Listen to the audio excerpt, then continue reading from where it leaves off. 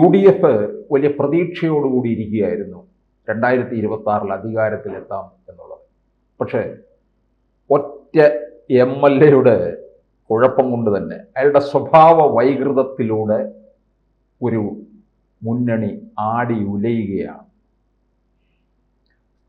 രാഹുൽ മാങ്കൂട്ടത്തിൽ ഇങ്ങനെ സ്ത്രീകളെ നശിപ്പിച്ചുകൊണ്ടിരുന്നു. അപ്പോൾ അതങ്ങനെ ആസ്വദിക്കുന്നതിനിടയിൽ, താനൊരു വേടനെ പോലെ ഇങ്ങനെ ആസ്വദിക്കുന്നതിനിടയിൽ ഒരിക്കലും അദ്ദേഹം കരുതിയില്ല താൻ പാർട്ടിയെയാണ് നശിപ്പിക്കുന്നത്. കാരണം ഇതിൻ്റെ ഏതെങ്കിലും ഒന്ന് പുറത്തു വന്നു കഴിഞ്ഞാൽ ഇത് വലിയ സെൻസേഷണലായിട്ടുള്ള സംഭവമാണ്. ഇപ്പോൾ പുറത്തു വന്നു കഴിഞ്ഞതോടുകൂടി അദ്ദേഹത്തിൻ്റെ രാഷ്ട്രീയ ഭാവി അവസാനിച്ചിരിക്കുന്നു തീർച്ചയായിട്ടും പറയാം. ഈ മാധ്യമപ്രവർത്തകർക്കിടയിലും പുറത്തു വരുന്നതും അല്ലാത്തതുമായിട്ടുള്ള പല ഇങ്ങനെയുള്ള ബന്ധങ്ങളുമുണ്ട്. ബന്ധങ്ങൾ പുറത്തു വന്ന വളരെ പ്രതിഭാധനരായിട്ടുള്ള മാധ്യമപ്രവർത്തകർ വരെ ഇന്ന് മാധ്യമപ്രവർത്തനത്തിൻ്റെ സന്യാസ ജീവിതത്തിലാണ്. രാഷ്ട്രീയ സന്യാസം എന്ന് പറയുന്നത് മാധ്യമപ്രവർത്തക സന്യാസത്തിലാണ്. നല്ല ഭാവിയുള്ള, ഞാൻ പേരെടുത്ത് പറയുന്നില്ല, നമ്മുടെ സുഹൃത്തുക്കൾ തന്നെയുണ്ടോ, അല്ല ഇൻ്റലക്ച്വൽസ് ആയിട്ടുള്ള ആൾക്കാർ. മറ്റു പലരും മിടുക്കന്മാരുണ്ട്, അവരിങ്ങനെയൊക്കെ കാര്യങ്ങൾ ചെയ്തിട്ടും അത് പുറത്തു വരാതെ ഇരിക്കുന്നതുകൊണ്ട് മാന്യന്മാരായിട്ടും പുരസ്കാര ജേതാക്കളുമായിട്ടും ഒക്കെ ആയിട്ട് പ്രക്ഷോഭിക്കുന്നു. അതായിക്കോട്ടെ, അതവരുടെ ഭാഗ്യമെന്ന് മാത്രമേ പറയാറുള്ളൂ. പക്ഷെ രാഹുൽ മാങ്കൂട്ടത്തിൽ ഉത്തരവാദിത്തമില്ലാതെ കാണിച്ച നെറികേടുകളുടെ ഫലം ഇപ്പോൾ പാർട്ടിയാണ് ചുമക്കേണ്ടി വരുന്നത്. അദ്ദേഹം MLA ആയി, യൂത്ത് കോൺഗ്രസിൻ്റെ പ്രസിഡൻ്റായിട്ട് പ്രക്ഷോഭിച്ചു. ഒരുപക്ഷെ ഭാവി കേരളത്തിൻ്റെ മുഖ്യമന്ത്രി കസേരയിൽ ഇരിക്കാൻ വരെയുള്ള യോഗ്യതയുള്ള ഒരു വ്യക്തി, വളരെ പ്രായം കുറഞ്ഞ ആളല്ല, കല്യാണം പോലും കഴിച്ചിട്ടില്ലാത്ത ആളാണ്. ഈ കല്യാണം കഴിക്കാതിരിക്കുക എന്ന് പറഞ്ഞാൽ ഏത് സ്ത്രീയുടെയും ശരീരത്തിൽ കയറി അതിക്രമം നടത്താനുള്ള അവകാശമൊന്നുമല്ലല്ലോ. ചിലപ്പോൾ തേൻകണികളുണ്ടാവാം, സ്ത്രീകൾ തന്നെ സ്വാധീനിച്ചുകൊണ്ട് അങ്ങനെയൊക്കെ പറഞ്ഞുകൊണ്ടും മോഹിപ്പിക്കാനുള്ള ശ്രമങ്ങൾ, പ്രലോഭിക്കാനുള്ള ശ്രമങ്ങളും ഒക്കെ നടത്തിയെന്നിരിക്കാം. പക്ഷേ തൻ്റെ ഉത്തരവാദിത്വം എന്താ അദ്ദേഹം ഓർക്കണം. സംസ്ഥാനത്തെ യൂത്ത് കോൺഗ്രസിൻ്റെ ജനങ്ങൾക്ക് മാതൃകയാവേണ്ട പ്രസിഡന്റാണ് അദ്ദേഹം. ഒന്ന്, വളരെ വീറെ കൂടിയ ഒരു തെരഞ്ഞെടുപ്പിലൂടെ ജയിച്ച ഒരു മണ്ഡലമാണത്. തലനാരിഴയ്ക്ക് BJPയിൽ നിന്ന് രക്ഷിച്ചെടുത്തതാണ്. അതിൻ്റെ ഉത്തരവാദിത്വം അദ്ദേഹം കാണിച്ചില്ല. അതിൻ്റെ ഫലം ഇപ്പോൾ പാർട്ടി താങ്ങേണ്ടി വരികയാണ്. ഫലം എന്ന് പറയുന്ന വലിയ ഫലമാണത്. പാലക്കാട്ടെ ഒരു മണ്ഡലത്തിൻ്റെ മാത്രമല്ല, പാലക്കാട്ട് ഇനി ഒരിക്കലും കോൺഗ്രസ് ജയിക്കാൻ പോകുന്നില്ല. അവിടെ രണ്ടാം സ്ഥാനത്ത് നിൽക്കുന്നത് BJPയാണ്. BJP അതുകൊണ്ട് തന്നെ അദ്ദേഹത്തിൻ്റെ രാജിക്ക് വേണ്ടിയുള്ള വാശി കൂടിയ ഏറിയ സമരമുഖത്താണ് ഇന്നിപ്പോൾ നിൽക്കുന്നത്.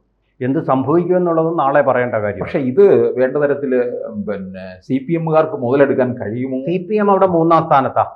അതുകൊണ്ട് അല്ല, ഈ വിഷയത്തിൽ CPM-ന് എത്ര മുതലെടുക്കാൻ കഴിയുമെന്നുള്ളതാണ്.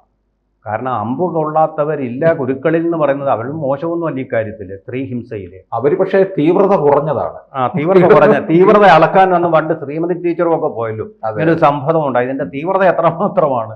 റേറ്റ് കാർഡ് പറഞ്ഞ പോലെ ഞങ്ങളുടെ പാർട്ടിക്ക് ഒരു കോടതിയുണ്ട്. അതെ, ഞങ്ങൾക്ക് കൊണ്ട് ഇങ്ങനെ ഒരു ട്രാക്ക് റെക്കോർഡൊന്നും അവർ വരുത്തി വെച്ചിട്ടുണ്ടല്ലോ. റേറ്റ് കാർഡ് എത്രയാണ്, നിങ്ങളുടെ റേറ്റ് കാർഡ് എത്രയാണെന്നൊക്കെ ചോദിച്ചതുപോലെ അവർക്കും ഇതിനകത്തൊരു ട്രാക്ക് റെക്കോർഡുണ്ട് ഈ കാര്യത്തിൽ. പാർട്ടിയുടെ പൊളിറ്റിക്കൽ സെക്രട്ടറി വരെ, പിന്നെ പാർട്ടിയുടെ തിരുവല്ല ഘടകം ഒരു സ്ത്രീയെ കാറിൽ കയറ്റിക്കൊണ്ടുപോയി പാർട്ടിക്കാരെല്ലാം കൂടെ കൊണ്ടുപോയിട്ട് നഗ്ന വീഡിയോ എടുത്ത് ഭീഷണിപ്പെടുത്തിയ സംഭവം, ഇങ്ങനെയൊക്കെ ധാരാളം സംഭവങ്ങൾ അവരെ കുറിച്ചും ആരോപിക്കപ്പെട്ടിട്ടുണ്ട്. അവരിങ്ങനെ രാജിവെക്കണം, അവരുടെ ഔദ്യോഗിക പദവിയിൽ നിന്ന് രാജിവെക്കണമെന്ന് ഏറെ സമരങ്ങൾ കോൺഗ്രസ് നയിച്ചിട്ടുമുണ്ട്. എന്നിട്ടും CPM ഇപ്പോൾ മൗനത്തിലാണ്. അതിന് കാരണം അവിടെ പാലക്കാട് ഒരു തെരഞ്ഞെടുപ്പ് വന്നു കഴിഞ്ഞാൽ അവിടെ BJP ജയിച്ചു പോകും. അതിലും ഭേദം കോൺഗ്രസ് ജയിച്ചിരിക്കുന്നതാണ്. കാരണം നമ്മൾ കൂട്ടാണ് ആൾ ഇന്ത്യ തലത്തിൽ. ആ ചങ്ങാത്തം നിലനിർത്താൻ വേണ്ടിയിട്ട് അവർ മിണ്ടാതെ എന്ത് ചെയ്യണമെന്ന് അറിയാതെ നിരാശരായിട്ടിരിക്കുക. പക്ഷെ ഒരു കാര്യം സംഭവിച്ചിട്ടുണ്ട്. പാർട്ടി പോളിറ്റ് ബ്യൂറോയിലേക്ക് അതിൻ്റെ എല്ലാവിധത്തിലുമുള്ള ഹവാല ഇടപാടുകൾ വെളിപ്പെടുത്തുന്നതായിട്ട് വന്ന കത്ത്, ആ കത്ത് മൗനത്തിലാണിപ്പോൾ. ആ കത്തിനെക്കുറിച്ച് അതിൻ്റെ ശ്രദ്ധ നേറിപ്പോഞ്ഞ സമയമാണ്. വിജയനാഥ് ഒരു കാര്യം കൂടി ശ്രദ്ധിക്കണം. ആ കത്ത്, ആ പുകയുന്ന ആ കത്ത് വളരെ ഒരു പൊളിറ്റിക്കൽ ബോംബായിരുന്നു അത്.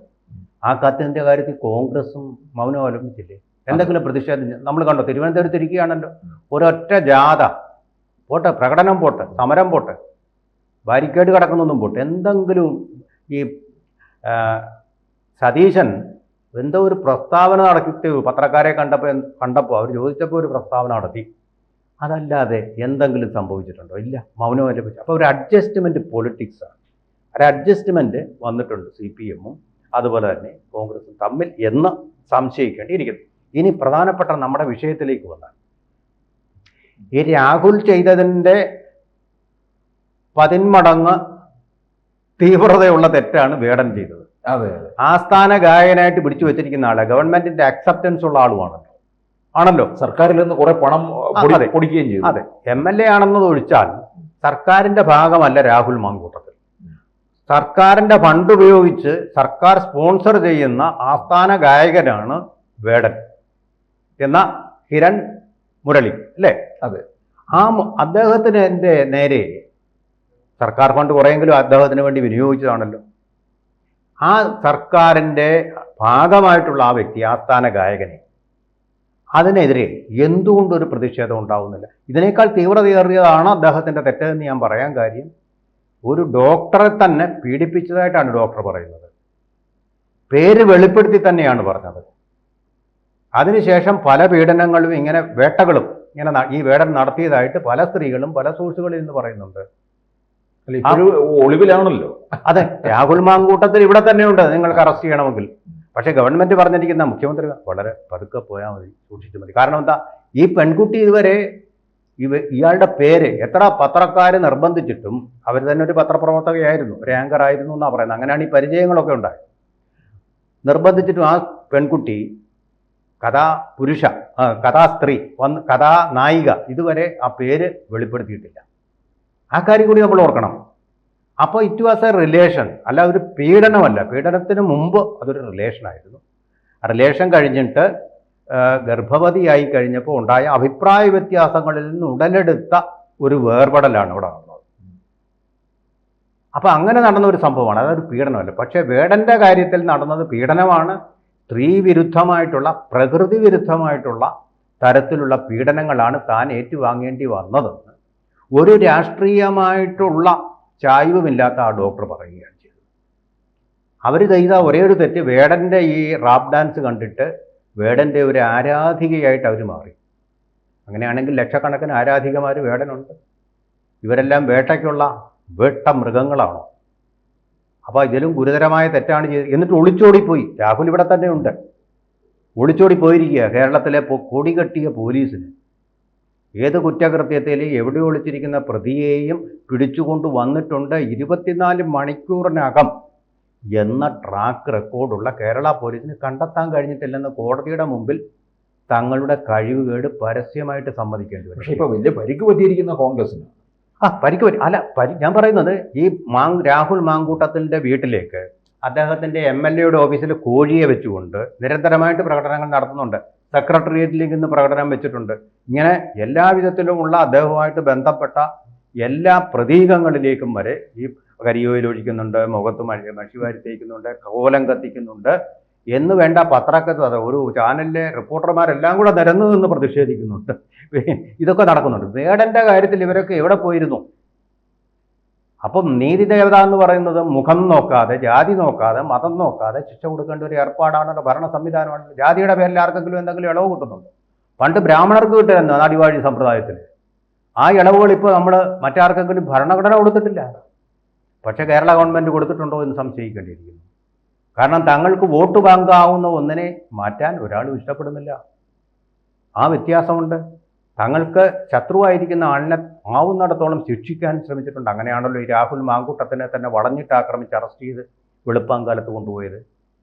വേടൻ അതുപോലെ തന്നെ കഞ്ചാവ് കേസിലെ പ്രതിയായിരുന്നു, അതുപോലെ പുലി നഖ മോഷണത്തിലെ പ്രതിയായിരുന്നു എന്നൊക്കെ ഉള്ള ഒരു ആരോപണം ഉണ്ടായ പശ്ചാത്തലത്തിൽ തന്നെയാണ് അദ്ദേഹത്തിനെ കൊണ്ട് ഗോത്രവർഗത്തിൻ്റെ ഫണ്ട് ഉപയോഗിച്ചുകൊണ്ട് സ്റ്റേജിൽ ഡാൻസ് നടത്തിച്ച് സംസ്ഥാനത്തിൻ്റെ ആസ്ഥാന ഗായകനായി എഴുന്നള്ളിച്ചുകൊണ്ട് നടന്നത്.